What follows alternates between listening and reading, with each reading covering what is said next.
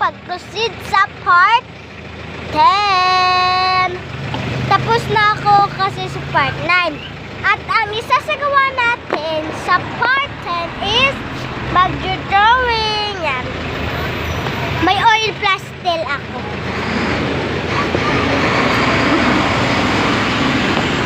So guys, let's go! Tulungan niyo akong mag-proceed sa part 10 sa pag-drawing. Hindi na yan, ano ang mag-drawing ko. Tignan natin anong color ko dito.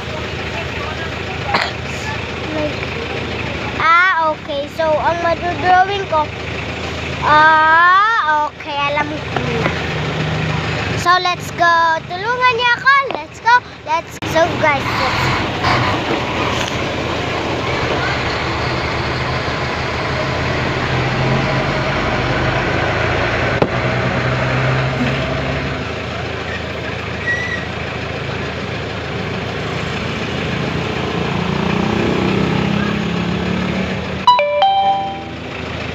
Balik na.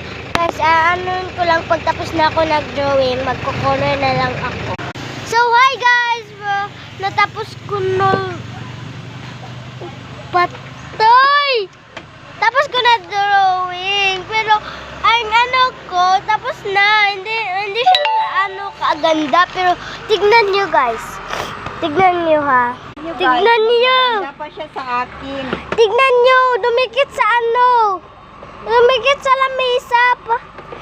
Haha, dumikit. Tignan nyo, dumikit. Oh, dumikit.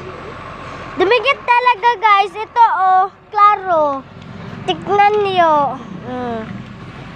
Oh, tignan nyo yung drawing ko. Dumikit. Tignan nyo. Dumikit. Hi, pero okay na. Mag-color na tayo. Anuin ko to guys. O sige, bahala na nga to. Basta samahan nyo lang ako sa pagko-color. Let's go. Let's go guys. Unahan natin yung color. Sky blue lang siguro. Pati naman yung talagang blue na. Teka. Ito na naman. Hi guys. So, malapit na akong matapos. Yan. Wait lang kayo. So, hi